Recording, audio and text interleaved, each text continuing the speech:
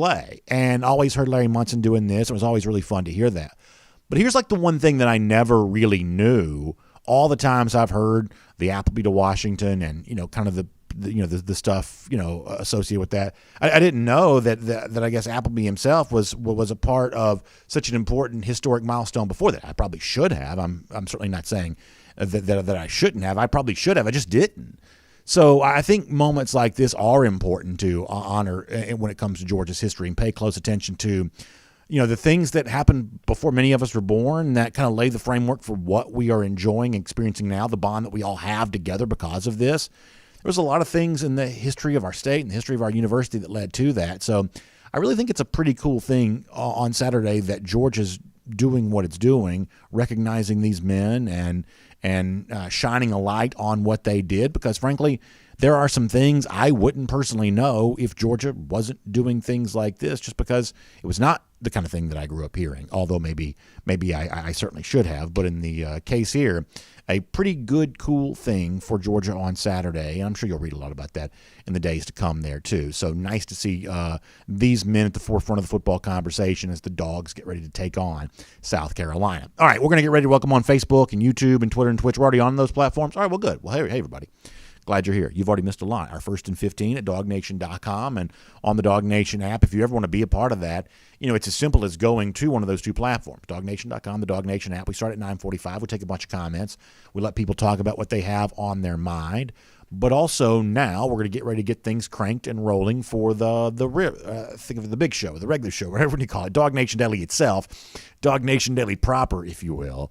I think Saturday's game is important for a handful of Georgia players for kind of a specific reason. And I'm going to kind of lay this out. And if I make my case on this, you may say, I'm not quite so sure I buy into that, which is totally fine. But for what it's worth, a former UGA great did buy into this. And I'm going to let you hear what he had to say as a reminder on all of that. We'll talk about the need to get the Georgia running game going a little bit. We'll celebrate the fact that Georgia got itself a good-looking commit yesterday in the person of Carlton Madden out of a terrific Atlanta program, Cedar Grove. We'll talk to Jeff Sintel more about that. Also, very deep list of visitors coming into town for this game. Final look at a couple of big SEC, a couple of big games this weekend involving SEC competition. Auburn on the road at Penn State. Obviously, the Alabama-Florida showdown. We'll do a lot of that. I got a couple of very funny golden shoes we're going to give out today. So we're just going to have a very busy show. We're going to try to finish strong on a Friday and getting you ready for the football weekend all the way around. Thank you so much for being here with us for it, as we do. DawgNation Daily, the daily podcast for Georgia Bulldogs fans, presented by Kroger, begins right now. Today's episode of DawgNation Daily is brought to you by Kroger, fresh for everyone. Presented by DawgNation.com. This is DawgNation Daily, the daily podcast for Georgia Bulldogs fans. Here's your host, Brandon Adams. So every now and then, I kind of have some theories, and I like to try to test those against people who I believe are smarter than me. Yesterday was an example of that on our program, DawgNation Daily, presented by Kroger. And I always love the chance to talk to a guy like Terrence Edwards, the great former wide receiver, because not only does he understand the game as a player, but he works with so many of the guys who are currently Georgia players. And so when it comes to guys catching passes and doing things like that, Terrence is just a really good resource. And as I said before, it's also the institutional knowledge that's gained from having himself been a very good player. He's still the only player in Georgia history to have over 1,000 yards receiving. That's a pretty big deal all the way around. So I kind of threw a theory out to Terrence, and I'm going to try to explain why this theory kind of exists in my mind a little bit. But when I look at Saturday's game against South Carolina, I look at it as actually pretty important for some of those young Georgia receivers. Think about some of the freshmen that are playing right now, or maybe more prominently, some of those second-year guys that had some moments a year ago but are trying this year to kind of grow into the role of really being dependable targets, the kind of guys that you can really rely on. And no matter who's playing quarterback for Georgia, whether it's Stetson Bennett maybe this Saturday or hopefully JT Daniels in future weeks, that you just have receivers who have become a little seasoned. They've kind of grown up a little bit. They are a little bit more comfortable in their role. And from that standpoint, I think home games are really important on that. Last week's game against UAB, this Saturday's game against South Carolina, honestly, none of us are that stressed, but on the road at Vanderbilt the following week. But then one more home game against Arkansas, step up in competition because the Hogs are pretty good. But these home games right now are a real chance just to get your legs under you a little bit. Get comfortable in your role on this Georgia team because it's never easier than it is playing at home. So I kind of threw this at Terrence yesterday in the thought that I was going to talk more about that on today's show. So for what it's worth, Terrence kind of agreed with what I said. Let me give you a little taste of him kind of sharing his own insight into that. This is Terrence. When you think about the first game of the season, that was the big game of the week. Everyone is watching against that type of opponent. Then once you come home against UAB, your nerves kind of settle. You know it's not the most hyped game of the year, and you just could be in your comfort zone. And now against South Carolina, the first SEC opponent, you got 2 games up under your belt for these young receivers. Now you know what college football is all about. Now you can just go out there and relax and play, and that's probably the biggest difference. So I think that's pretty interesting. And then Terrence would go on to say that from his own career as a player, you just feel a very big difference in terms of being at home, being on the road. It's just noticeably different, especially in the SEC. Terrence, once again. I can remember, my very first home game, it was home, and that helped a lot, just knowing that, you in front of your home fans, your family is there, and they're there to root you on. When you go to an opposing stadium, they're there to boo you, and it gets very uncomfortable sometimes. So having home games for young receivers definitely helps.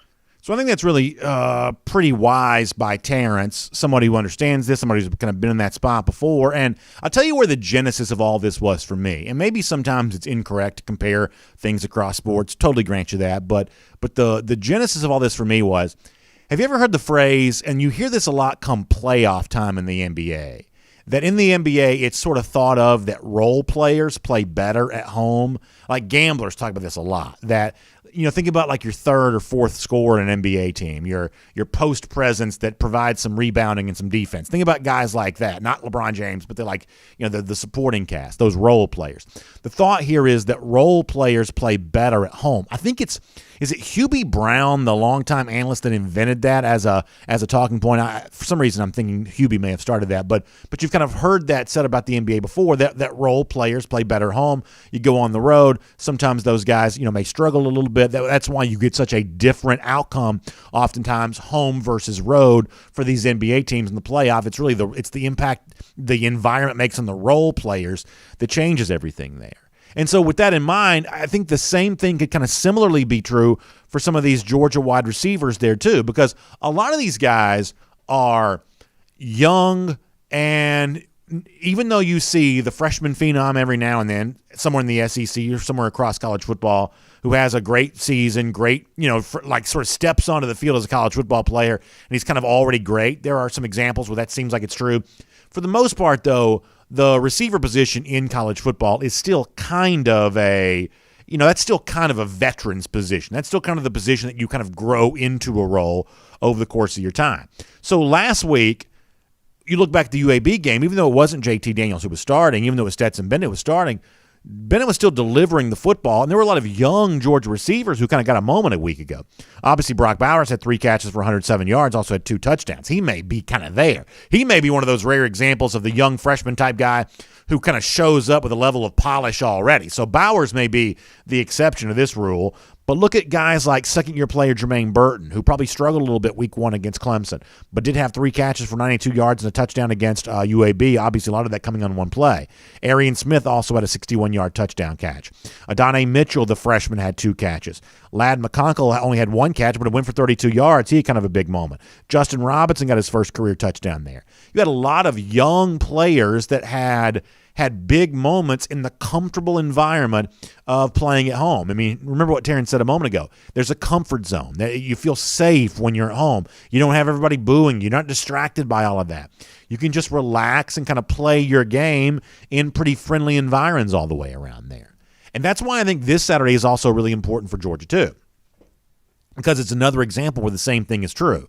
And maybe South Carolina's a slight step up in competition, or maybe they're not. The truth is, going into the last week's game, I would have told you that I believe that UAB is probably better than South Carolina. That may still be true. I honestly don't know. But one way or another, it's another chance for these young receivers just to get comfortable playing at home. Now, let me make a very specific point about what I mean by this. When you get to October the 9th, That's a road game at Auburn. We'll find out a lot more about Auburn on Saturday. They're playing against Penn State. It'll be a chance for Auburn to either fight hard and show themselves to be a tough out in SEC play, or maybe we'll shrug that off and decide this is not a very good Auburn team led by a first-year coach with a pretty depleted roster. Still to be determined. But let's just assume for the sake of conversation that Auburn at least plays well enough on Saturday to have Georgia fans' attention for that game on October the 9th. Here's the one thing I think you can fairly safely assume. That guys like Burton and Justin Robinson and A.D. Mitchell and maybe even like Marcus Rosemy-Jackson, guys like that, these relatively young receivers in this Georgia offense, they are not likely to play better at Auburn than they're playing right now. So the best chance you would have for them to be a big factor in the first really tough, hostile road environment of the season is allow these guys to get comfortable right now. Now, it's entirely possible these guys are going for 100 yards at home, and they're not quite able to do that as much on the road for whatever reason, because football seems to be tougher when you're playing in a hostile environment. But the one thing you know they're probably not going to do is greatly exceed their level of play on the road compared to what they're doing here at home. So South Carolina, even in a game on Saturday where the overall point spread suggests the game's not going to be all that compelling, getting experience, even if it's not Daniels throwing to them, even if it's Stetson Bennett again who's throwing to them, getting experience for these receivers, getting these guys, as Terrence said, more comfortable with what college football is all about, more, what is it that Kirby uses, the phrase he used, banking some reps, banking a few more reps with these guys, so then when they do get on the road, all of a sudden that environment's not quite as intimidating as it could be. Their role in the game isn't quite so confusing anymore. Maybe things have slowed down here a little bit. I do think there's a chance this is true. Terrence seems to think it is there as well, that you are trying to get some experience for a group of quite talented but still a little bit young and still kind of inexperienced receivers. Home games kind of clustered together with South Carolina now, brief hiatus at Vanderbilt, which doesn't probably matter all that much, back home again for a step up against Arkansas on October 2nd. This is also a chance for your young receivers to step up between the hedges where they feel safe, as they grow into being reliable pass-catching targets as the season goes along. Let me slightly shift gears here for a moment, but stay on the offense all the way around. The other big thing that folks are watching as you head towards Saturday is a chance for the Georgia running game to improve. Needs to happen. The overall stats for the Georgia rushing attack certainly don't make you think of RBU right now. And listen, I think there's a lot of maybe finger pointing to go along for why that's happening. I think this is still an offense overall that opposing defenses don't quite trust Georgia's ability to throw it yet, so therefore they are stacking the run. At least I think that's what UAB did last week as a way of daring Georgia to beat it with the throw game. Last week Georgia did. South Carolina, does it change the way they defend against Georgia on Saturday? Maybe it does, maybe it doesn't. This is also an offensive line that's had its share of issues a little bit, unsettled with who's going to be starting where. Injuries have been a part of all that. But also you've had, I think in some cases, the interior of this offensive line. I think it's been rightly pointed out this group hasn't played as well as you would hope they would. I made the comparison last night on Cover 4 Live that if you go back and look at 2017, the big breakout that Georgia experienced as a program that year, don't discount the emergence of the Georgia offensive line as the reason why. Year over year, 16 to 17, the Georgia offensive line just got way better. The emergence of Lamont Gaillard, a reason why. The insertion of freshman starter Andrew Thomas, a reason why. Isaiah Wynn holding it down for you as a guard, sliding over to left tackle. Who does that sound like, by the way? But either way, the 2017 offensive line emerged in such a way that the entire program benefited. We haven't seen that yet from this Georgia offensive line. Doesn't mean it won't happen, but they haven't quite clicked. They haven't quite gelled just as yet.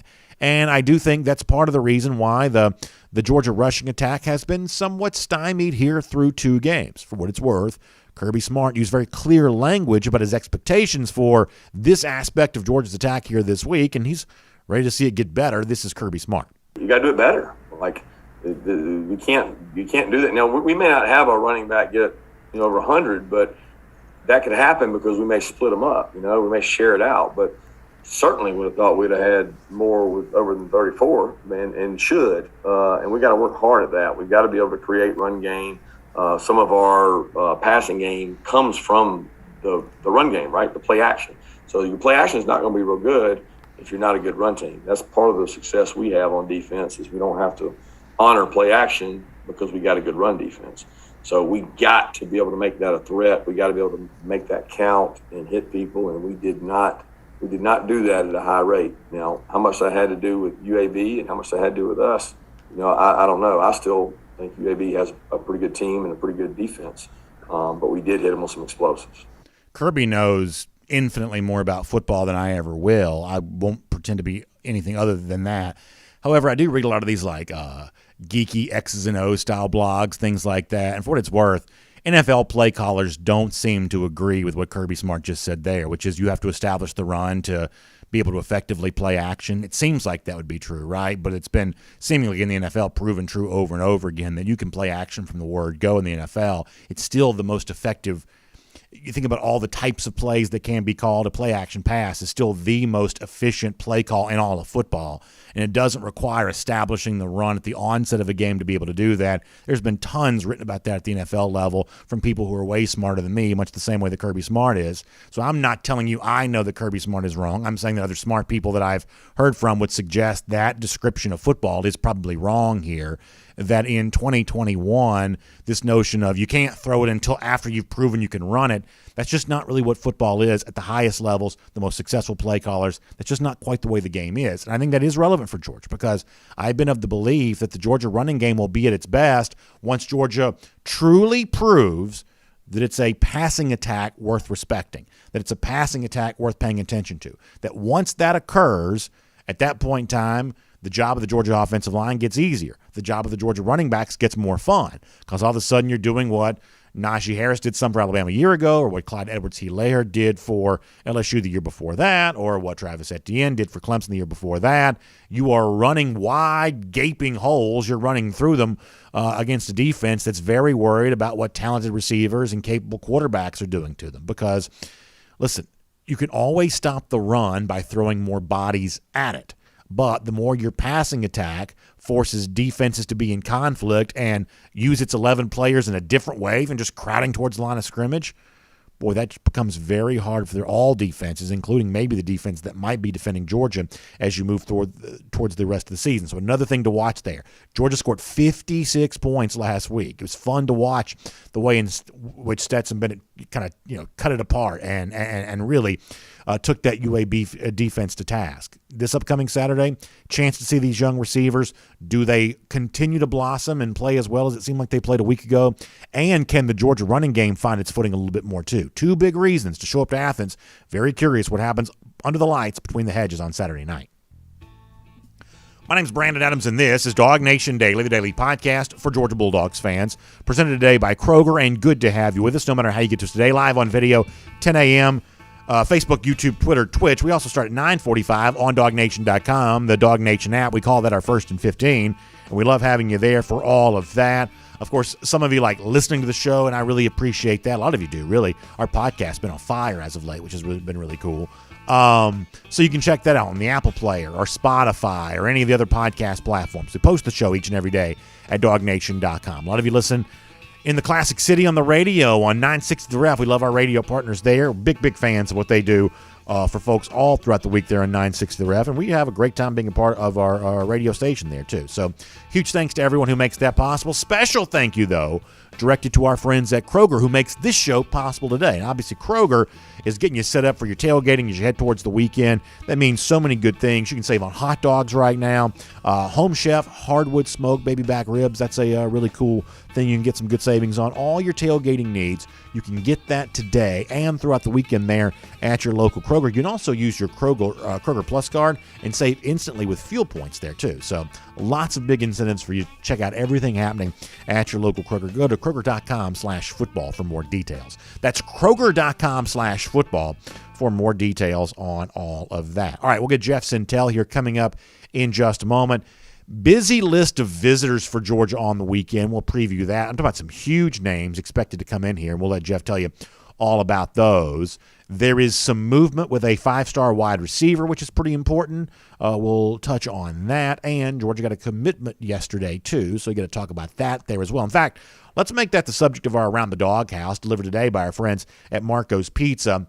Love seeing Carlton Madden go public yesterday with what was widely believed, and I think now confirmed to have been a silent commit by Madden for quite some time, Madden is one of those guys from Cedar Grove. Cedar Grove is one of the deepest, most talented programs. Great-looking shot of him, by the way, with the baseball bat in hand, kind of reminiscent of when Richard LeCount would come into Sanford Stadium before games during his career holding that same bat. Good look at Sanford Stadium in the background there. He gives you the Go Dog. Sick him on Twitter. Love that from C.J. Madden. And as I was saying before, Cedar Grove, one of the deepest, most talented programs in the Atlanta area. There are a lot of big names to pay attention to from that program. Madden, though, certainly a part of that conversation there, too. This guy that, in so many of these stories, the same way. When a 3-star really bursts on the scene and gets big-time attention from a place like Georgia, other places like that, the one thing that oftentimes seems to be propelling all that is some sort of body transformation. A guy that, sometimes for the really big guys, it's about slimming down. Sometimes for the smaller guys, it's about kind of rocking up. One way or another, you see that kind of body transformation occur. I think the latter is kind of the case for Madden, where he's really put on some good muscle weight. He's really just become kind of a very prominent figure for that Saints defense, one of the best in the state of Georgia. And interesting statement from him to Jeff Sintel. I'm going to read a little bit of this to you, and then we'll get into more of the conversation with Jeff. So Madden on why he chose Georgia, saying it just felt like home. It's an hour away from home. My family definitely played a big part in the role of me staying at home and stuff like that. It's only right to have a top team in the nation to only be an hour away. Now, that's one of those things where, admittedly, for someone like me who's lived in the Atlanta area his entire life and obviously loves the idea of Georgia dominating in-state recruiting. Now, I'm also a hypocrite because when Georgia has a chance to go out and get a Big Bear Alexander from Texas, clearly I want them to do that, or whatever, Kamari Wilson from out of IMG Academy, or whatever other like big national names we're going to talk about. I like when Georgia does that too, but it is absolutely a very, very effective pitch to say, hey, you're an hour from home. Your whole family can come see you play here. We're going to be camping out at your school because not only do we want you, we want Christian Miller, we want all kinds of guys that have kind of come through that Cedar Grove program, and guys from the Cedar Grove program who are at Georgia right now. We just want to keep that going. We want to keep making that push and keep doing all that. It's a very effective recruiting pitch, I believe. It was fun last year to see how effective it seemed to be, where Georgia really leaned on in-state advantage for a lot of guys. And it's not always going to work in Atlanta because folks know Atlanta's kind of a transient town. People who live here are not necessarily from here. They don't necessarily have that emotional tie to the University of Georgia. So sometimes Georgia doesn't actually fight from a home court advantage on some of these Atlanta area recruitments. But when you can establish that and win that way, to me, that's always a really good way to do it. Madden seems like a really good player.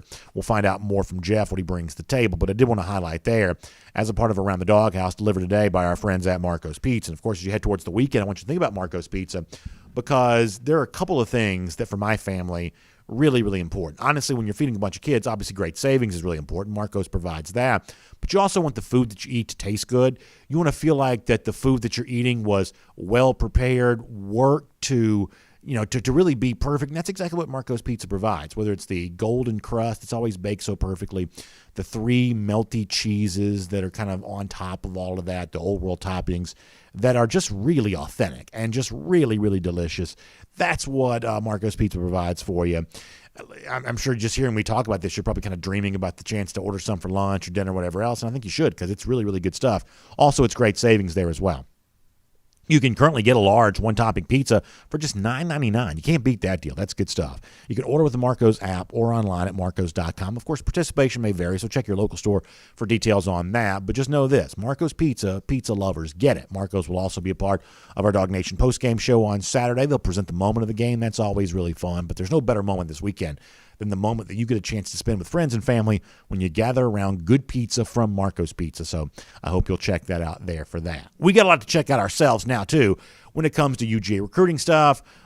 Big movement, 5-star receiver, lots of visitors for this weekend, as big a group of names you can expect, especially for a game in which Georgia's more than a 30-point favorite. It's all really fun and more of a look at the commitment that Georgia picked up for yesterday. Let's do all of that right now as we go on the road with Jeff Sintel, assisted by AAA, and it's great to have all of you with us today as well. From Athens and across the SEC or wherever the recruiting trail may lead, here's a DawgNation.com insider. We're on the road, assisted by AAA. We'll say hello to Jeff Sintel. Jeff, of course, will be with me tonight for a really fun game at Marietta High School between Marietta and Parkview, two of the most storied programs in the Atlanta area. Fun to have these two teams on the field against each other here this evening. I'm looking forward to that. We'll talk to Jeff about that before we are done. But, Jeff, we've got to take care of important business before then. Let's talk for a moment about Carlton Madden commits to Georgia yesterday, kind of thought to be a silent commitment. I believe that was confirmed in your story at DawgNation.com. That's indeed what he had been. And my theory on a lot of these three-star guys is when you see a guy go from that to being on the radar of a place like Georgia or the other SEC-type schools that are recruiting him, there's usually a body transformation that seems to be propelling a lot of that. Big guys get slimmer, smaller guys get rocked up. And, boy, it seems like Madden's really added a lot of muscle here as of late that makes him the kind of prospect that Georgia fans ought to want to know about, that Georgia itself made sure they were very much fully aware of. And it certainly seems like Madden's a little bit of a star on the rise for one of the deepest, most talented programs in the entire Atlanta area, if not the entire state of Georgia. A lot to like about C.J. Madden, right? Yeah, Brandon, you kind of covered a lot of good thoughts right there. For folks that get all wrapped up in star rankings, I got to remind folks, 3-star is a player that will start at a major college program, including at Georgia. A lot of times I think folks look at the recruiting rankings and they don't understand that it's not how good these players are going to be when they get to Georgia or anywhere in the SEC. It's how good that the services project them to be 5 years out as potential NFL draft picks, which is very hard to do, which is why you have a lot of the skews and, how 3 stars work out versus 4 stars and 5 stars. But, I really love this commitment, this pickup for Georgia. And Brandon, his story to me stands maybe in its own universe alone in terms of the way Carlton Madden went about his business. Carlton Madden, in 9th grade, he was at Arabia Mountain High School, and he tweeted out this picture yesterday. He created a player profile, and his desired college he wanted to attend was Georgia.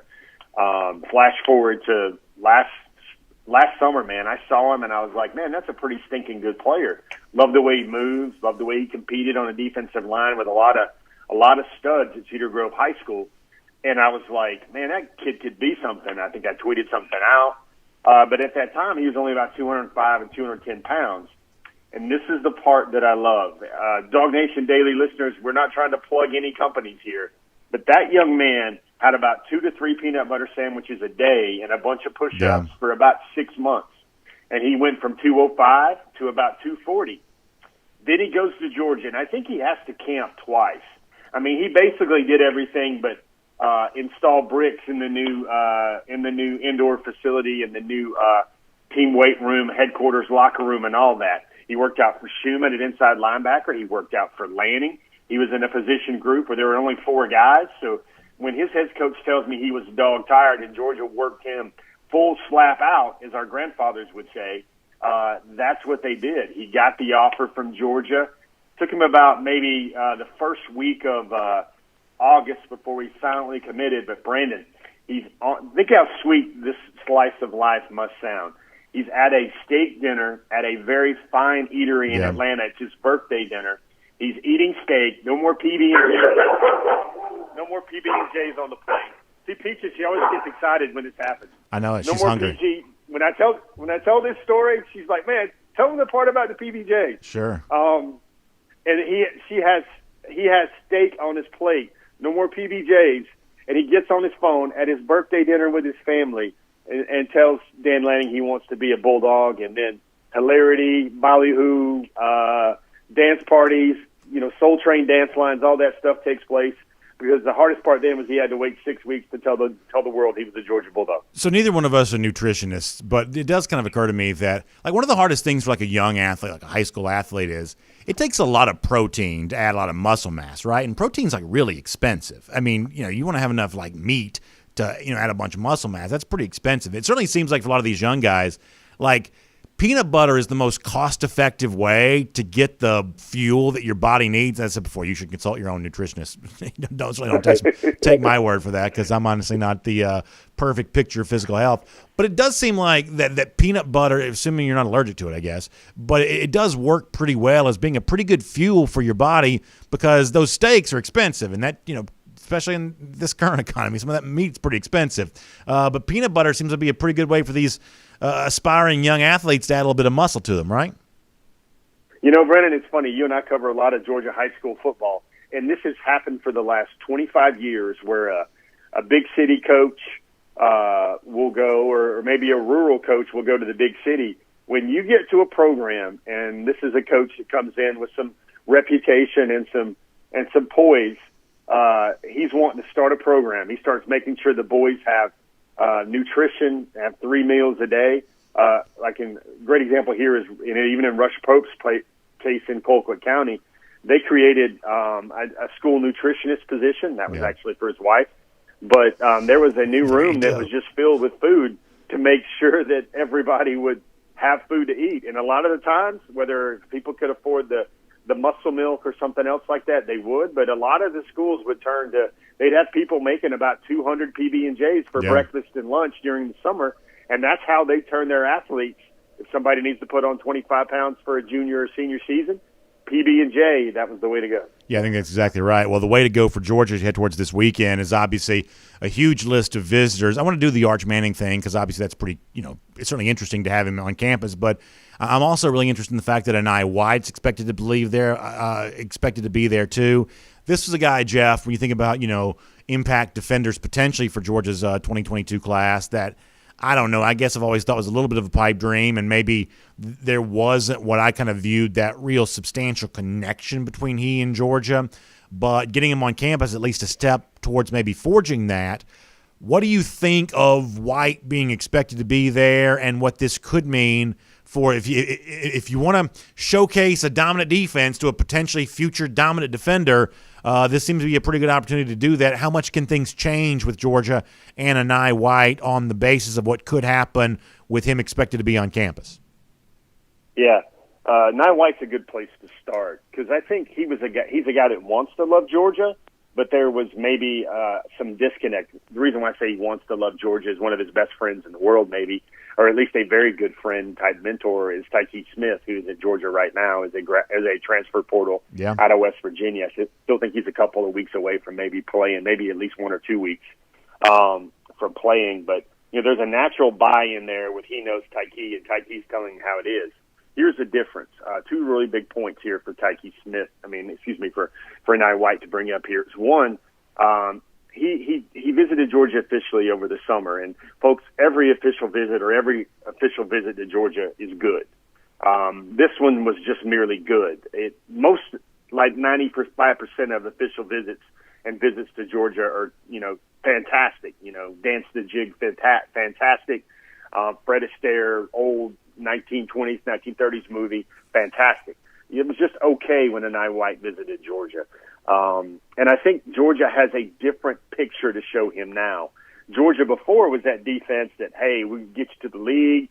We're not going to give up a lot of points. We're going to have a great statistical marvel of a defense. Well, that's not Georgia's defense anymore. Georgia's defense is suffocating. Georgia's defense is like what would happen if all the zombies on The Walking Dead ran a 4-3. That's what Georgia's defense looks like now, and that's what a hunting defense, an attacking defense, a suffocating defense. That's kind of what Anai White wanted to see because previously he was looking really hard at Alabama, really looking really hard at Ohio State, also looking at Texas A&M. A couple of those schools had more of that picture of what Anai White was looking for, and now Georgia certainly has that picture. So it'll be very interesting. I still think, I don't know, it's so long ago, Brandon, I don't know if I remember this correctly, but I know Georgia played schools like Texas A&M in the 2019 season at night. I believe they played Missouri at night. Mm-hmm. But for me, even though it's South Carolina, this feels like the first really big home game at night on TV, SEC opponent, where the lights and everything's going to come out. It feels like, for some reason, I don't know if those were the full Georgia experiences in late November in 2019 for us to go back to the last time this stage would kind of be set like it will on Saturday night. No, I think you're right. Obviously, you're hoping the weather cooperates because that was some of the issue late in that 2019 season was you had bad weather games. There's a chance this one, I guess, could be tomorrow there as well. But you'd love to kind of, even if the opponent's not quite as sexy, you'd love to kind of harken back to what Notre Dame felt like in September of 2019, here in September of 2021. You didn't have that last year in 2020 because of the pandemic. But, boy, you love the thoughts of kind of creating some of that here on Saturday night. And obviously a guy like Enai White, not the only one that has a chance to be impressed by that. I do want to mention Arch Manning by name. The Manning thing for me right now is just the celebrity factor. I don't know that I have a real sense of what Manning might be thinking, other than it's obviously all the top schools that seem to be vying for his services right now. And I guess I'm always going to be kind of curious of how much of this is about Manning the prospect and how much of this is about Manning the last name, because that's not necessarily the same thing here. But once again, it's also just kind of cool to have him here. There's going to be a lot of attention paid to wherever he is, and so I'm hoping that he sees a little bit of a show too. And listen, I don't count Georgia out in that recruitment, because Georgia's not really out of any recruitment, it seems like, down to the wire with a lot of the top names in the country, regardless of position. So I guess Arch Manning's worth mentioning here, too. As you reported yesterday at DawgNation.com, he is expected to be on hand. Brandon, I'm going to give you this is a funny little bit I want to talk to you about. I'm going to give you total autonomy to defend yourself. All of our viewers on all of our viewers on Before the Hedges Wednesday nights, they pretty much feel that your new favorite recruit for Georgia to land is Arch Manning, just because it's the 5-star quarterback, the legacy name.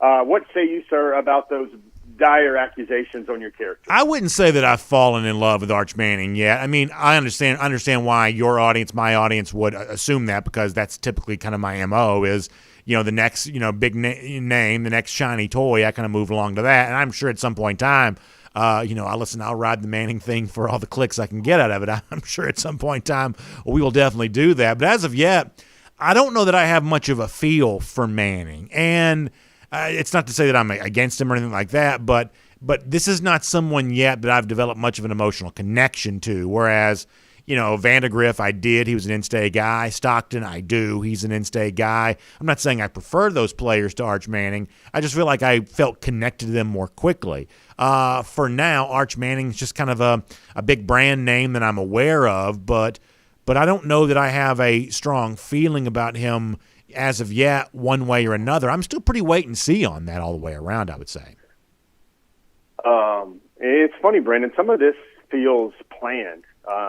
One of the things we've reported is Reuben Owens, the second, the number 3 running back in the country for 2023, a guy who definitely has more Alvin Kamara, maybe Reggie Bush, maybe bigger DeAndre Swift vibes to his skill set a little bit. Those two guys have been talking, and they're in concert to know that they're going to be in Athens on Saturday. Their plans kind of linked up, and those guys have kind of linked up a little bit already in the 2023 class. Some fascinating things about Arch Manning here.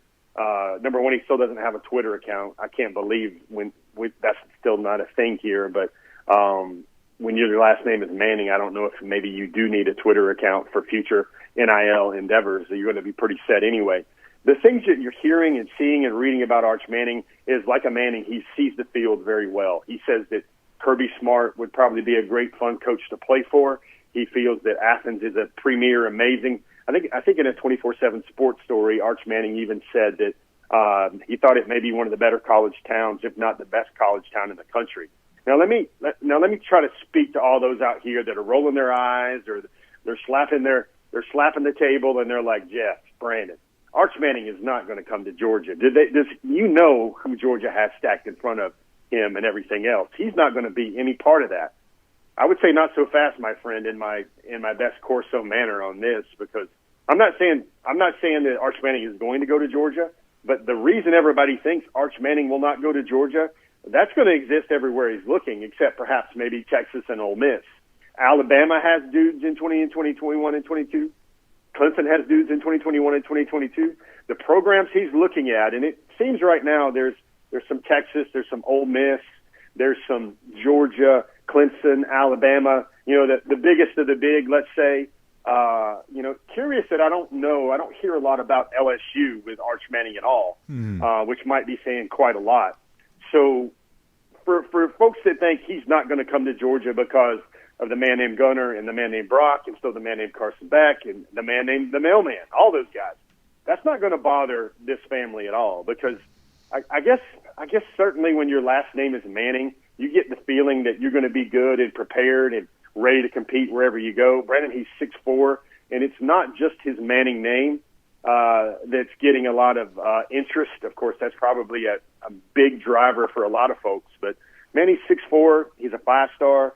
He's the number one player in the country for the 2023 class. Of course, grades are weighted because it's a quarterback, and I would say here that grades are probably weighted a little bit further because his last name is Manning, because he is a marketable icon that will attract a lot of curiosities no matter the fan base. I mean, let's face it, wherever he visits, and I think he's going to visit Clemson, Florida State, he's going to visit Alabama for a game this year, he's going to visit Ole Miss for a game this year, and you know, this is totally different. This is one of the things I want our audience to know is there's something to this because Manning's first ever college visit. Now, I'm not talking about when he was 12 or 10 and he's with his dad Cooper or his uncles at a Duke game or an Ole Miss game. You know, he couldn't visit at all last year. And you go back before that, 2019, I mean, really, you're talking about a 2023 recruit. So I thought the pandemic serves as a really good bridge for him between where he goes, a Manning kid growing up that's playing middle school ball, to a viable high school recruit. Now he's the number one recruit in the country for a class that's only 2 cycles away from signing. The first visit here is to the University of Georgia, and I do think that's significant. I want to get into more recruiting talk with you in a moment, including an update on Luther Burden here, the 5-star wide receiver. I appreciate your thoughts on Manning there. Let me also say this for the folks who are watching right now. If our audience is like the population at large, there's kind of a scary thing that you have to consider here for a moment, that about half the people watching right now or listening right now, if the primary wage earner in your family were to unfortunately die, you know, within 6 months, you know, there would be a hard time paying the bills, a hard time fulfilling your financial obligations if that were to be the case. It's a horrible thing to think about, but it is a reality for many people. It can be the kind of thing that could put you, the people you love, your spouse, your children, could put them in jeopardy. Not enough money in the event that that someone in your family were to lose their life. It's one of the reasons why you want to make sure you are squared away when it comes to life insurance. One of the most important decisions that you can make, and the best way to make sure you get squared away is to talk to one of the AAA financial consultants, one of the people that can help kind of walk you through all of that. One of their financial service associates can help you understand all the life insurance options that are available to you. So make sure you do that. Make sure you take care of your family, not just right now, but also in the event that you're gone, that you're still able to take care of them for their life. And I know that's important to you, and life insurance is one of the great ways you can do that. So AAA is also the name to know for life insurance. Give them a call, 866-695-0222. That's 866-695-0222. You can also find them online. That's aaa.com/life, AAA.com/life. Or you can also stop by and visit your local AAA office there today. Life insurance, an important decision. AAA, a great provider, the best provider for that life insurance for you. So make sure you check them out today on all of that. Jeff, let me talk Luther Burden here for a moment. 5-star wide receiver. Got a top 3 dropping, I believe, today. I think at one point in time, Georgia was thought to be in that top 3. And I guess you think about Missouri being in here, maybe the possibility of his old school that he was committed to, Oklahoma, showing back up here. Where do you think things stand with Burden right now?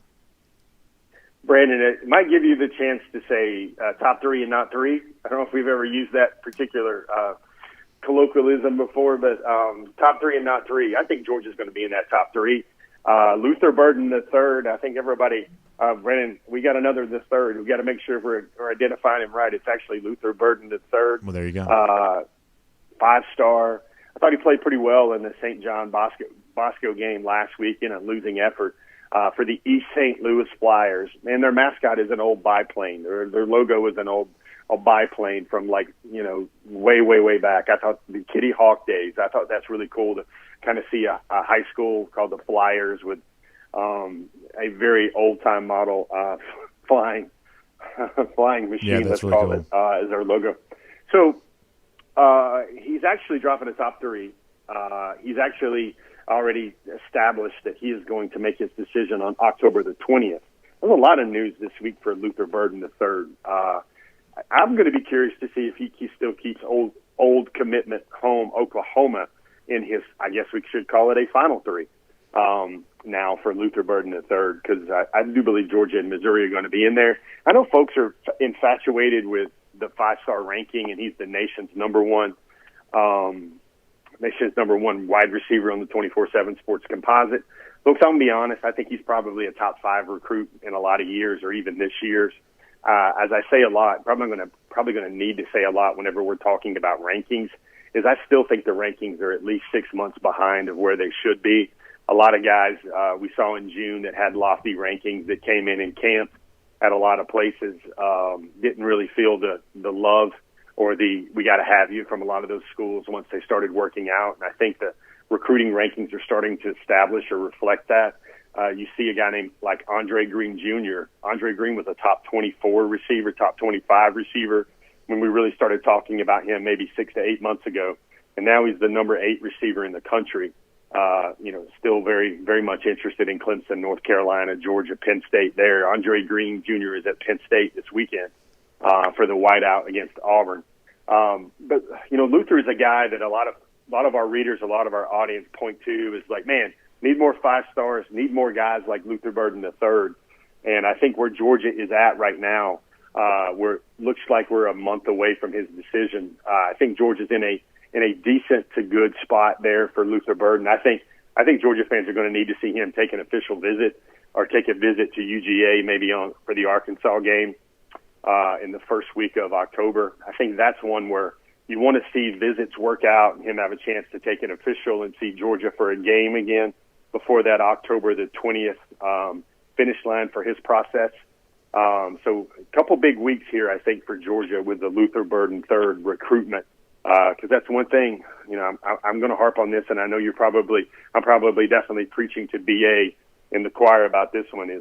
Georgia's just got to get more sticks of dynamite at receiver. That's just what they have to do. They have to get guys like Ohio State has, where they just throw the ball out there and the guy makes 2 guys miss, and it doesn't matter what play you're in, it doesn't matter what coverage the other team was in. The receiver just makes the plays better because of their skill set and their innate ability. I still think Georgia has to get a lot more of those guys in the program going forward. Totally agree. And my thing with Burden, my interest in him is not so much related to the fact that he's rated number 1 at the position. It's that he and probably Andre Green Jr. are the couple of what I think of as kind of upper-tier elite receivers that Georgia has that kind of relationship with right now, which is not to say that relationships can't flourish as you head towards the winter and into December. But right now, the big names that Georgia seems to be a hat on the table for at the very least are Burden and Green. And so the fact that Burden is ranked number 1 or whatever he's ranked is kind of a cool thing. But the fact that he's interested in Georgia right now is probably the coolest thing of all because there frankly probably aren't enough of those for the 2022 class right now.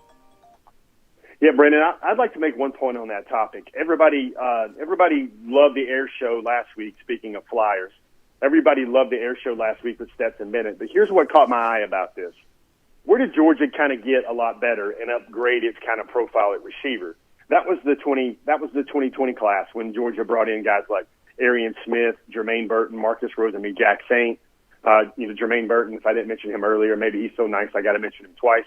But what happened here is those were next-level upper echelon receivers. And they really made Stetson Bennett in that passing game look really good, whether it's just I'm going to run by you, which is what Jermaine Burton did, or try to keep up with me, which is what Arian Smith did. When you have those special receivers, it elevates everything. Jake Fromm didn't have receivers really like that. I don't think JT Daniels had enough receivers like that last year. So that's why the receiver position is just so very important. And that's why they need to see it. Like, this is a need-to-see year. I think we were saying this like 6 months ago, where it doesn't matter how big the weight room is. It doesn't matter how great the light show is. It doesn't matter how great the hospitality is this fall in Athens. What will be Georgia's greatest recruiting vehicle is simply playing lights out on defense like it's doing now, eviscerating offenses, and then with the way they can put up points on offense when they throw the ball like they did Saturday against UAB. No, I think that's exactly right. Let me finish with this. Speaking of good receivers, we were talking about that a moment ago. The 2 teams we're going to see tonight on Peachtree TV and on CBS 46, boy, they have a great collection of a lot of young receivers. Also 2 really good quarterbacks there as well. Tyler Hughes from Marietta, that's a Southern commit. This is one of the most dynamic athletes in the state of Georgia. Colin Houck on the Parkview side, the 2023 quarterback. But, man, talk about a guy that stands in the pocket and delivers it with some confidence. I think that's a Star on the rise. Parkview, Marietta, two of the most storied programs in the state. Parkview's collected state championships over the years. Marietta won one as recently as 2019 with one of the most loaded teams that we'd seen in the state of Georgia up until that point in time. I think this tonight's going to be really fun. Marietta is an unbelievable backdrop for high school football, one of the coolest old stadiums in the entire state. Fun tonight on Peachtree TV and streaming on CBS 46 to be able to showcase these really storied programs for a television audience. Great. You know, Brendan, I don't know. For me, the first name that comes to my mind when I hear Marietta High School is I still think of Eric Zier. Yeah. I still think of hearing about that and seeing those Atlanta Journal-Constitution photos of that stadium and highlights on WSB TV or the local affiliates of Eric Zier playing for the Blue Devils. And to go back there is really pretty stinking cool. Colin Houck at Parkview is a guy that everybody wants to know about star power, but Colin was good enough to get one of those "We want you to be a dog" edits for Georgia in the 2023 class. Now, as far as offers and interest and serious interest, I don't think that's there yet. But maybe the name like Arch Manning has a lot to do with that. But for Colin, he's the type of guy that is on the radar, being recruited by the University of Georgia. I think he's throwing to a receiver that's committed to Georgia Tech right now. And folks, they're putting up. Colin's thrown about 250 yards a game so far in his junior season, and you counter that with Marietta. Everybody remembers the name Daniel Martin, still an All-American, getting a lot of interest from Florida State, Oregon, also Vanderbilt, of course. Very impressive athlete, especially for the guy that would counteract those new wave passing attacks. Marietta has a great program. Parkview has had a traditionally strong program, and I think folks are going to see another good show tonight. Yeah, Jeff, it's going to be great. Look forward to seeing you there for that. Of course, thanks for being here on the road. It's just about AAA with us here today. Hope you have a great weekend, and we'll look forward to the chance to chat again very soon. All right, guys. We'll see everybody in Sanford, and we're all going to be dry. Let's make that promise. There you Take go. it easy, guys. Thanks, Jeff. Let's take a look around the rest of the league. This is SEC Through. All right, good stuff with Jeff Sintel. We'll transition to our SEC Through. I got a couple final thoughts on the big SEC games the weekend, kind of outside the Georgia Bulldogs. We'll get to that. But, of course, as you head towards the weekend, one of the things you're taking with you, I know, is Finnish Long Drink. It's from Finland. It looks like a beer, but it's not a beer. It's a ready-to-drink cocktail right out of the can that obviously harkens back to the days of the summer games being in Helsinki back in the 1950s. It's also delicious flavor as well, whether you're talking about the Long Drink Zero, which is 0 carbs, 0 sugar, the traditional blue can, grapefruit flavor, gin kick, the cranberry. It's kind of funny. I looked at my refrigerator last night. No judgments here, but we just had so much like the Long Drink Cranberry and the Long Drink, the blue can traditional leftover from DawgNation Invasion of the day. Kind of looks good, all kind of spread out there in the refrigerator. Somebody's going to get ready to enjoy themselves a good weekend. It won't be me. I'm going to be working the whole time. But I'm assuming my lovely wife's going to be relaxing and enjoying some of that Finnish Long Drink as she gets ready to roll through the weekend here. And I hope you're getting ready to do the same thing there as well. If your refrigerator's not currently stocked with it, well, one of the ways you can make sure it is by going to thelongdrink.com. You can find out where it is close to you, talking about golf courses or bars or restaurants or beverage stores, whatever else. It's really so easy to find now. And if you want to find out where it is close to you, wherever you might be, thelongdrink.com. More details on that. So let me make a quick point about the Florida-Alabama game, and this is what I find to be interesting. I told this to our video audience during our 1st and 15 this morning. There's actually a little bit of line movement in the direction of Florida here, which you don't typically see a lot of Alabama games. But here's one of the things I think is going to be really telling for Florida. I think for a coach like Mullen, who is kind of dumb but not stupid, if you get my drift on that, like if he knows he's got no chance to win this game, it is entirely possible to coach in such a way that you hope to keep it close, right?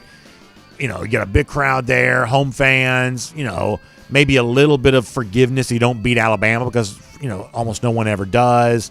So you may be just trying not to get embarrassed, and maybe you come out there and achieve that goal on Saturday. What does that look like? Here's the thing I want you to watch for. And sometimes it's kind of hard to tell about this, but other times it can be a little bit more obvious. Look at the pace with which Alabama and Florida play. Think about Florida in the SEC championship. Very content to play very fast. You obviously have, big-time offensive playmakers. You're moving the ball down the field. Florida put a lot of pressure on Alabama in that game with its offense, and Alabama had to score as much as it did just to win the game. Does Florida want to play that fast again on Saturday? Because obviously there's kind of a high variance factor with this. If you're looking to play quickly and get a lot of possessions, you're also giving Alabama a lot of possessions. And that brings the Florida defense into this discussion a little bit. Florida's defense got torched in games that mattered late last season. Think about LSU. Think about, obviously, bowl game against Oklahoma, which Mullen says doesn't count, but it did occur. We saw it happen. Alabama game there as well. Does Dan Mullen trust Todd Grantham? Does he trust his defense enough to do offensively what needs to be done to play the game? Or does Mullen choose to play a little slower, limit the possessions just a little bit in the hopes that he keeps within a couple of touchdowns and lives to fight another day? This would be really telling to me. The same thing about quarterback there as well. At this point in time, most Florida fans have arrived at the point that we were at in the spring and the summer on this show, repeatedly telling you that we thought that Anthony Richardson would probably be the starting quarterback for Florida by the time you got to late October. George was thinking about going and playing him in Jacksonville, the barring injury, that Richardson was probably the guy, and all of the praise and hype that Emory Jones was getting, Pro Football Focus, people like that, we thought that was all hollow, that you could actually listen to what Dan Mullen was saying and realize that Jones did not have a stranglehold on that job. Anthony Richardson's probably the better guy. But does Mullen wait until after the Florida game against Alabama to prove that? Does he give Emory Jones one more shot in the thought of, hey, it looks better for Richardson to emerge as the starter after the Alabama game as opposed to being named starter? Now he's dealing with a hamstring too, so that kind of throws a little bit of a monkey wrench in this. But does Richardson, is it safer to kind of wait until after the Alabama game with him on that and say, we're going to give him that shot after that? We're not going to throw him out there against Alabama as the starter and say this is your game, unless Dan Mullen thinks he truly has a chance to win. That would be really telling. Does Mullen play aggressive defensively, led by Todd Grantham? Typically, Florida blitzes about 30-40% of the time. Do they do that against Alabama on Saturday? Does he let Richardson play quarterback, and does he turn him loose to do everything that he's potentially capable of doing? If you try that, you could get blown out. But if you think you have a chance to win, you coach aggressively in that game tomorrow. Watch Dan Mullen on that. See how aggressive he wants to be. On the other side of things, the other big game not involving Georgia in the SEC on Saturday is Auburn going to Penn State. Now listen, I'm like every other Georgia fan. I got no love for Auburn whatsoever. But do you find yourself at all a little annoyed by how much talk there is about the whiteout this week? Is that just a little bit annoying to you? And part of this is based on the fact that they're doing whiteout versus SEC team. This is the first road game against a Big Ten opponent for Auburn, I think, since the 1930s. So there's a little bit of a unique aspect to that. There also wasn't a whiteout game a year ago. So there's a little bit more talk about the crowd and getting a chance to have the full stadium and everybody dressed up and everybody shaking the white shakers and doing all that kind of stuff. There's a little more of that right now just because you hadn't had it in a while and you're doing it against a non-Big Ten opponent. But there's a part of me that looks at Brian Harsin, the first-year coach, and says, if you go up there and get embarrassed, if you go up there with this team, who's not a great SEC team, probably bottom half of the league type team if I had to guess, but if you go up there and get torched at State College and have all those Big Ten people saying, the big bad SEC couldn't handle the hostile environment of Beaver Stadium in a game like this, just stay up there, Brian Harsin. Don't come back down south. If you can't go up there and at least keep it close, because I don't need a first-year coach with a relatively depleted roster. I don't necessarily need you to win the game against a top 10 team on the road, but you better not get embarrassed. You better not lose by 3 touchdowns. You better not get overwhelmed in that spot because, frankly, there's a lot of folks who don't quite know what to make of Brian Harsin yet. We talk about that every week on SEC Country Live. There's a lot of skepticism about him seemingly on the plains. So at the very least, keep it close. And really, that's a theme for me. Florida, if it keeps it close against Alabama, honestly, it lives to fight another day. Auburn, keep it close against Penn State, probably lives to fight another day. There's no such thing as moral victories. But for these particular teams in this particular spot on Saturday, keeping it close may be good enough for what exists after this on their particular schedules. But if Harsin gets embarrassed, he's doing the entire SEC a disservice. I can't root for Auburn, not even against a Big Ten opponent like this. But there's a certain sense in which, like, where does Penn State get off thinking they're going to overwhelm some SEC team with its crowd? Then I remember, Auburn's a bunch of doofuses, and Harsin's a first-year coach. Who knows what they're capable of doing in a spot like this? So I think it's a pretty fascinating game. Game day is going to be there, but Harsin just better represent the SEC. This ain't Boise State anymore. Come down here, get ready to play well in a spot like this. Otherwise, you're doing the entire conference a disservice. One more thing. I think we're going to – do we have this to show on video? Yeah, so we talked the other day about the decal, however you say it, that Tulane was going to wear in the back of its helmets. We now have more information about the full helmet they're wearing. Brett McMurphy shared this on Twitter. This is – and I know if you're not watching a video, you can't see this, so I apologize. But this is probably the coolest looking helmet I've ever seen. This is Greeny, the old mascot for Tulane back when they were in the SEC. It is like a work of art. It's like a football player child's what it looks like with a green wave flag. This is unbelievable. And now Ole Miss, I think, is a pretty cool jersey uniform type team anyway. Ain't nothing like this Tulane helmet. Good Lord and have mercy. How much could they sell those things for if they put those things for sale? That is a good-looking helmet. It's going to be a fun game between Tulane and Ole Miss. The over-under is like 90 or 80 or some crazy high number. Both these teams expected to score a lot of points. And at least on the Tulane side, a very cool helmet being shown off there as well will make that your SEC through. And as we get ready to wrap up here on the week, let me remind you that if you're getting ready for the weekend, one of the great things you can do to get ready for that is take advantage of the terrific ribs and whiskey event currently ongoing at Marlowe's Tavern. Now, you can stop by and eat in the dining room, and that's always a great way to celebrate all of the different menu items, whether it's the refreshing cocktails that go with it, obviously wine and beer there as well, plus the limited time special menu that features the the honey bourbon bread pudding dessert, all kinds of new barbecue items that include either the Jack Daniel's glaze or the Carolina mustard. This is really, really fun. Delicious, delicious food from Marlowe's. Of course, chef-inspired the way it always has been. Or if you want to, get this to go, take it back and serve it at your own, kind of like home gate, or take it with you. You can go to Athens or wherever you're going. Just delicious food from Marlowe's Tavern. It's only for a limited time. This is honestly my most favorite thing that Marco's does during the Marlowe's does during the year. The terrific Marlowe's Tavern ribs and whiskey event. So make sure you check that out today. It's marlowstavern.com for more details. marlowstavern.com for more on that. Ribs and whiskey, such a fun thing at Marlowe's right now. So I hope you'll go by and see that at whatever tavern is close to you there in your neighborhood. Really good stuff from Marlowe's all the way around on that. Also want to finish off the week in style with our Gatorade roll call, a couple of golden shoes to give out here.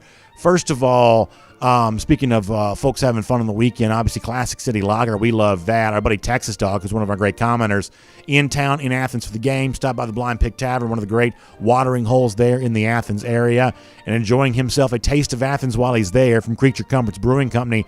Our friends at Classic City Lager, good stuff from Texas Dog on that. Texas Dog, thanks for that all the way around. Also, our buddy Barkalot, who's become quite a prolific Photoshop sharer here, gives you a winner chicken dinner with the dogs over the Gamecocks on Saturday. Good stuff there by Barkalot. Another golden shoe going out in your direction. Of course, Gator Hater Countdown as we wrap up today. It's 43 days from right now. Georgia gets a win against Florida. We'll see you then. And, of course, see you back here Monday. DawgNation Daily presented by Kroger. Y'all enjoy the game, everybody. And on video, time now for our R.S. Andrews cool down. Of course, R.S. Andrews, the one to turn to for your air conditioning, heating, plumbing, electric needs. They show up on time. They do the work that's promised, the price that's promised. You can trust R.S. Andrews to do all of that. They'll take good care of you. And that means if your water heater goes out, in many cases, R.S. Andrews can replace it for you the same day. You just have to find them online at rsandrews.com. So we went very long with comments yesterday to make up for the couple of days worth of shorter comments. We'll do kind of a normal comment section today. Let's hit like 10 minutes worth of comments, and then we'll bounce out of here after that. For the YouTube folks who say I haven't been taking care of them, let me go to them first. We'll hit DawgNation.com. We'll hit Facebook, and then we'll get out of here. And we'll get ready for high school football tonight on Peachtree TV and DawgNation coverage in Athens all day tomorrow. We'll cross our finger about the weather and everything else that goes with that. Florida fan coming in here to troll. I guess he's not excited enough about his own game. He has to come over here and troll the Georgia fans. But listen, Florida fan, I'm glad you're here one way or another. Bank 6 says he's going to time me today to see if I actually keep my word on the 10 minutes. So we got a lot to do, so I'm going to try to anyway. So let's see. Somebody mentioned the button up here. Paul Moon says, don't know how. I just noticed BA wearing a button up, very formal for a Friday. So I said this to our video audience before. So normally what I do on Fridays is I come wearing my regular DawgNation attire, and I'll be totally candid about one thing. So it used to be that DawgNation World headquarters were kind of a place of business, that around us were all kinds of like a lot of business was being done. We're in the process of getting ready to move to a new DawgNation World headquarters studio, and while we're in the process of doing that, everybody else in the building has kind of left. So for about a year now, more than a year, I guess, we've really been the only people in the studio. And to our studio, myself and whoever's producing on a daily basis, we're really the only people in the building. Like, there's nobody else here. So on most days, because the building is completely empty, like, I've gotten pretty casual with how I come to work. Now, you can't notice because you know how like a mullet's like business in the front, party in the back? Well, I'm kind of like, business from the waist up and kind of like, party, going on underneath the desk here, usually wearing shorts, pretty relaxed. I've even worn, I think, maybe, some, I probably haven't worn flip-flops, but the point is, sometimes I've even worn like gym shorts. Like, I'm just pretty relaxed now because there's just not a lot of business being conducted in our building anymore. We're in the process of moving out. Everybody else is pretty much gone too. So I sort of show off whatever I've got, going on up top, and then, shorts, especially for the warm weather time of year. The point, though, is that today wasn't quite as warm. So on Fridays, when I leave here, I have to get ready to go do high school football. And I'm always toting a bunch of like dress clothes with me because on TV, you see the full body and you got to show off the full thing here. And so I just decided that, listen, it's not that hot. Go ahead and put on the shirt. I'll, carry the jacket with me. I have a raincoat tonight too in case it rains. But let me just go ahead and wear the clothes I'm going to be wearing tonight to work. That way I'm not having to drag a bunch of stuff around because, listen, you allow me to like take a bunch of stuff enough places, eventually I'm going to leave something somewhere. I'm just going to lose something. So the less I have to like carry, the more I can actually put on my person, the better off I probably am. So that's more than you wanted to know, but that's why I'm wearing the button up today, because I'm wearing my Friday night TV clothes during the show. A bearded dog, who obviously is sporting a big beard, asks if the beard's going to come back for me. One of these days, maybe. I just don't know. I don't know. T Money says approximately 7 o'clock tomorrow night, the internet around Gainesville, Florida is going to mysteriously go out. You think they're going to have like government censors, like a repressive regime, not wanting folks to know about what's happening in the outside world, all the ways in which folks are mocking Florida if they can't play a good game against Alabama? James K says, will we see Blaylock and Washington play tomorrow? I don't think so. Sounds like Blaylock's had a little bit of a setback with a hamstring to go along with the knee that he's trying to recover from. And I gather you're probably still at least a week or two away from Darnell Washington too. CB also saying it's not unusual. It's unusual for me not to be wearing Georgia gear. But the fact of the matter is, it's a black shirt. And as I showed before, and I can't quite get my leg high enough in the air to show this off, but I am wearing like red and black Argyle socks. So I still got a little bit of red and black on. And also I've worn this shirt on the show before because, I mean, in person, it's very, Georgia themed. It's very black. It's got like the black and white check. So it's not, it's not like I'm wearing green or something like that. Jason Rucker, thanks for the kind words about Cover 4 Live. Appreciate that.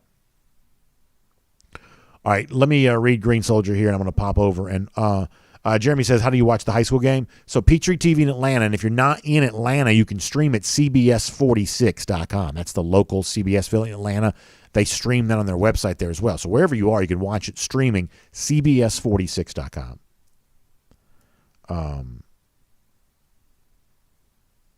Michael Porter also asking about me growing another beard. I don't know about that. I liked it kind of, but maybe just for now, I'm kind of a clean-shaven type guy. Foster Moss liked, I told a little joke at the end of Cover 4 last night. Some people kind of like that. Jazz Jackson weighing in on Florida Bama. Scott Boland says, who might come back this week? Anyone? I guess there's a chance it's Daniels. I assume he doesn't play either. Scott, I'm pretty sure that what Georgia has available to it's the same thing it had available to it last week, if I had to guess. Johnny Lester feeling confident about the game tomorrow. Green Soldier says, with Florida averaging 2 turnovers against FAU and USF, do you really see Bama keeping it close with Florida? So here's the thing, Green Soldier. I don't think Alabama is playing its best football right now. They were sloppy last week against Mercer. The Miami game is fairly meaningless given the fact that Miami's, I think, maybe even in trouble against Michigan State here this week. Plus, as I mentioned yesterday, there's like one game per year, relatively early, usually first month of the season, where Alabama inexplicably plays kind of bad. They gave up 30 points, whatever, a couple of years ago to a 2-win Arkansas team. They've kept it closer than the experts would have thought against Ole Miss in 2016. And you just kind of go on and on here where there's like that. Every season is kind of the same for Alabama. Out of the gates, non-conference, Power 5 opponent, neutral site, 40-point beatdown. The rest of the season starts, a little sleepy, play a bad game, Saban yells about it, then they start beating everybody by 100 points, and that's pretty much all she wrote. That's like the typical Alabama season. You know, Florida's good, and Brenton Cox kind of said some weird stuff, and you think that'd be good enough to get Alabama's attention. I just don't know they are, though.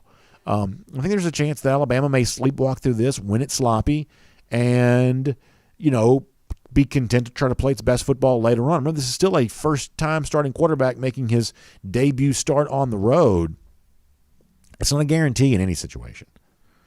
CDA says, I've tried several of the tailgate recipes, and each one I've tried are great. Oh, that's good to hear. I'm glad to hear that. Thank you, CDA. Appreciate that. Stutz Dog says, what outcome would help Georgia the most between Alabama and Florida? So here's my belief on this. I don't want anybody to beat Alabama but Georgia. Now, once Georgia beats them, everybody can beat them because I'd love to see Alabama lose. But when Alabama loses to somebody else, as a Georgia fan, I'm always a little disappointed because I like to have the idea of Georgia as the burgeoning, emerging brand that takes down Alabama. But when it's Clemson the way it was in 2018 or when it's LSU the way it was in 2019, it seems like those teams are kind of elbowing Georgia off that corner, and I don't like that. So different people may have a different idea, but I like the idea of Alabama being the bull of the woods until Georgia takes them down, if indeed that ever happens. I hope it certainly have reason to believe that it will. But that's kind of my hope and feeling on that, is that it's Georgia that does that. Jay Bryce says, know anything about Chaminade Madonna, who's visiting Buford tonight? I don't know much about that program, but you see a lot of that kind of stuff this time of year. You know, a couple of weeks ago, Collins Hill played Greenville Christian out of Mississippi. Obviously, Buford, I think, has done some of these national-type games a few times. Yeah, so you see a lot of kind of like interstate games this time of year. Chaminade Madonna is not one of those teams I necessarily know. Randy Hall asking about Ventral Miller. There is a chance that he's banged up. And obviously, if you're thinking Florida plus the points, the Miller injury, the inside linebacker there, a little bit of a problem for you on that. His status is unknown, but it certainly does not seem like he's fully healthy. As I said before, my attitude on all these injuries is the same way, whether it's Georgia injury or somebody else. If you think a guy's hurt, he is. And even if he's standing out there on the field, he's not going to be playing at his full health. So if the injury matters to you, assume that it's real, because we almost never, find an example of somebody being less hurt than we thought they would be. Let's see. Marshall Fleming says Nick's going to be ready for Florida. He beat them just like Miami. Get whatever high school guys out of Florida, and he wants to shut up Uncle Eddie. Maybe that's the case. I just think there's a very weird thing for some teams when they kind of know they can't lose, and there's a very good chance that Alabama may know it can't lose against Florida, and how do you establish that full level of motivation if you know that's the case? Marcinio Askew says, what's the prediction how many points the defense gives up this year? That's a great question. So as I've said before, I think there's a very good chance this Georgia defense really stands up the next couple of weeks. Through 4 games, there's a strong possibility this Georgia team has not given up an offensive touchdown at all. But it's still going to come down to, no matter how great the defense looks on paper, how well do you stop the potent offenses that you may face? And you may not see one of those until December. As of right now, we don't know quite how potent the Florida offense is going to be.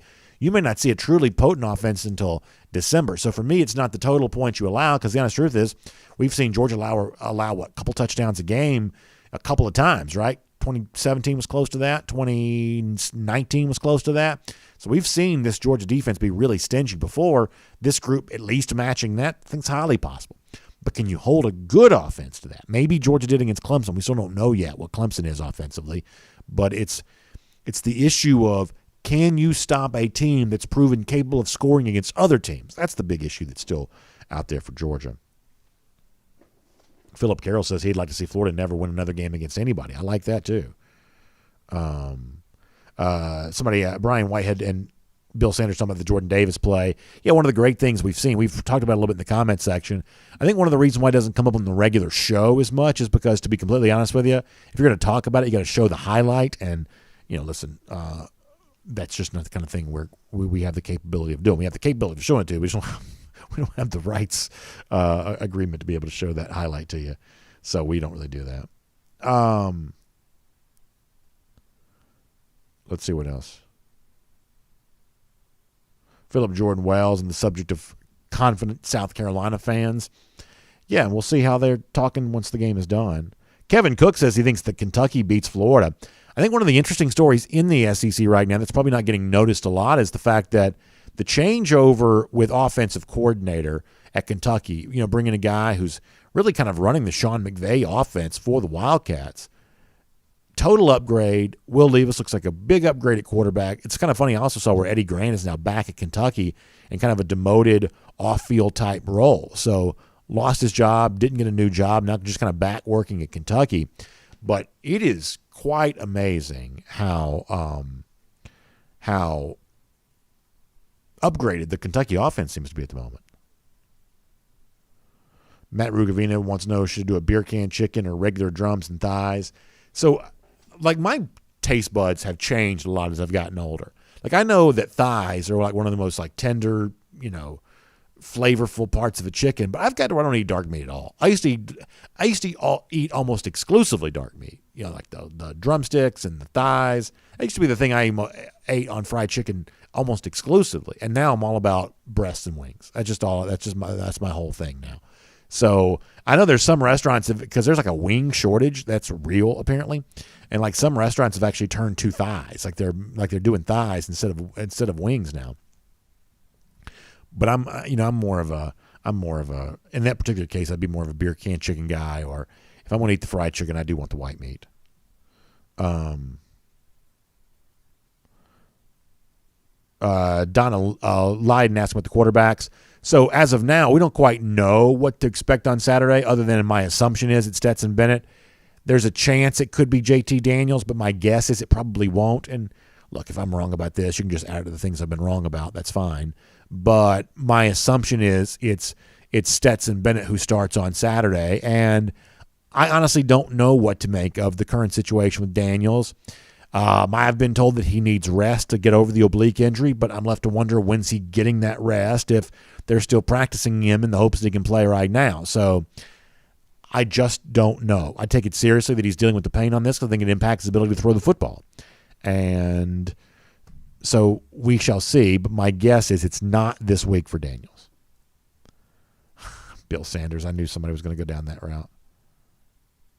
Steve Highland, that sounds like that sounds like a good meal for sure. That sounds like a good meal. Let me go back over to YouTube for a second. And then we are going to go. And as somebody predicted, we have gone over. Jim McLaughlin says he thinks Kentucky will be the second best team in the East. They very well might be. They certainly have a chance to be. Jazz Jackson hoping to see Brock Vandergriff in the game. That'd be fun. Frank Patterson on the subject of Carlton Madden. Yeah, we talked about Madden a lot with Jeff Sintel a little earlier, and had some thoughts on him a little bit earlier today's show too. Good-looking ball player for sure. Good-looking ball player. Christopher Rule says, watch out for Arkansas. I agree with that. I think they're capable of making some noise against the rest of the SEC competition they're going to be playing, including a little tougher than maybe some would have thought October 2nd when they come to town here.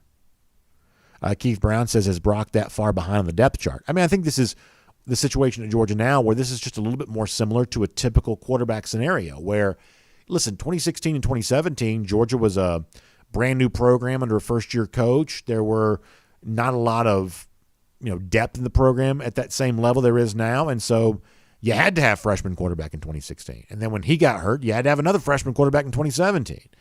But that's not the way that most programs want to be. Most programs want to have veterans waiting in the wings.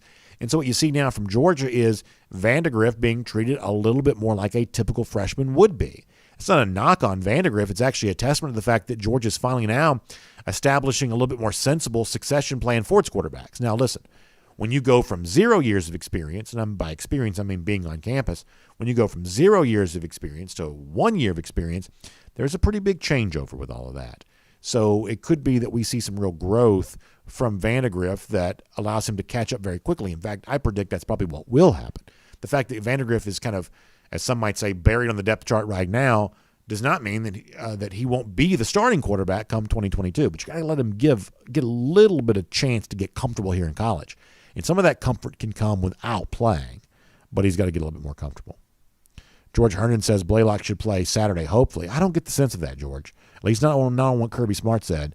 Sounds like he's also dealing with a hamstring to go along with everything else. Kyrus Jackson, it's one of those things where, like, the other day it was like, and to somebody who said, does anybody return? If anybody returns from injury, Kyrus Jackson could be the one. Already playing punt return, could be coming back to wide receiver. That if you're looking for the next injured player to come back, Kyrus, at least in a wide receiver role, that might be him. I don't know if it happened Saturday or not, but it seems like we flip-flop from Dominic the other day being ahead of Kyrus to now Kyrus is kind of back ahead of Dominic. So if you're looking for that, it may be Kyrus there in that spot. We're getting ready to go. Frank Patterson says the weather could keep some of these guys from returning. It very well might. Jay Bryce says his taste buds have changed as well. Brian Whitehead also mentioning the Jordan Davis play. Yeah, so we talked about that earlier in this week. I wish I could show the highlight to you because it's an unbelievable highlight and really cool for what Dave was able to do. And I said this, I think, yesterday. In the stadium, it's also amazing the fact that Georgia fans noticed. I always love it when Georgia fans show themselves to be really knowledgeable in the stadium like that because the play was actually a gainer for the quarterback. It's first down yardage for the quarterback on the run, but the fact that Davis is the one who chased him down well outside the hash marks over near the sidelines, that still got a huge cheer from the crowd, which was really cool. Randy Hall says, we need that chortle button if we get Luther Burden. Somebody also sent me, I need to show this on the screen. I swear, y'all, I'm so behind on Twitter because I love interacting with folks there, but lately it just seems like we've had a lot going on, to be completely honest with you. Somebody sent me a really cool thing the other day of like a closed caption on another TV show where the description was the person on the screen was chortling, and I thought it was kind of funny. Let's see, what else? We got to go.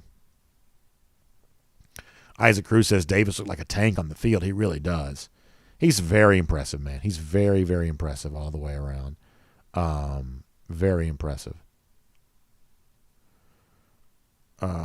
Let's see what else. All right, anything else before we go?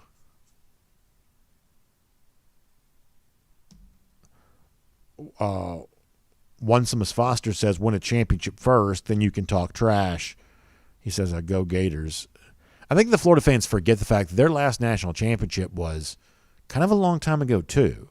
Like in the eyes of a recruit, in the eyes of a young person, 2008 might as well have been ancient times, right? I mean, to someone who was 5 years old, that's what the current recruits would have been in 2008.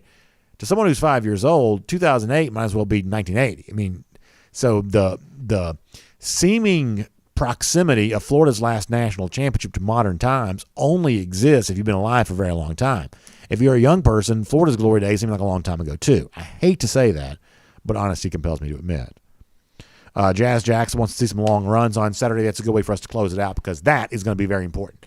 Get the running game going. As I said off the top of the program, getting a chance to see those young wide receivers pop a little bit too. All of those good reasons to tune in on Saturday, whether you're in the stadium or watching on TV or whatever you're doing. Hope you enjoy the game no matter what you have planned as we head towards the weekend. Thanks for being here. Y'all check out the Atlanta Journal-Constitution as well, ajc.com. Of course, our buddy Michael Cunningham over there, columnist, has a good prediction column up looking at the big games of the weekend, including the Falcons and the world champion Tampa Bay Bucks. I can't imagine that's going to go well, to be completely honest with you, for the home team, but maybe I'll be pleasantly surprised on all of that. So you can read that there. Also, Tech plays Clemson. Last time Tech played Clemson, they give up 70 points, so we'll see if Tech does any better there in that spot. Of course, Mark Richt had a book signing last night at the UJ bookstore. AJC catching up with him. That's good stuff there. And on the serious front, our state's continued battle like the rest of the world with the coronavirus and trying to get folks healthy and safe and obviously looking ahead to better days. You can read all about that online at Atlanta Journal-Constitution at ajc.com. Big thanks as well to R.S. Andrews, making the R.S. Andrews cool down possible. Air conditioning, heating, plumbing, and electric. R.S. Andrews can be trusted to do all of that for you. They show up on time. They do the work that's promised for the price that's promised. They will take good care of you. So find them online. If your air conditioning unit is not keeping you cool and comfortable this time of year, maybe it's old and you know it's kind of on its last legs, well, get the peace of mind you need by getting it tuned back up to factory fresh specs. Find them online at rsandrews.com. Have a great weekend. Enjoy the game. We'll see you back here Monday. DawgNation Daily, presented by Kroger. We'll talk to you then, everybody.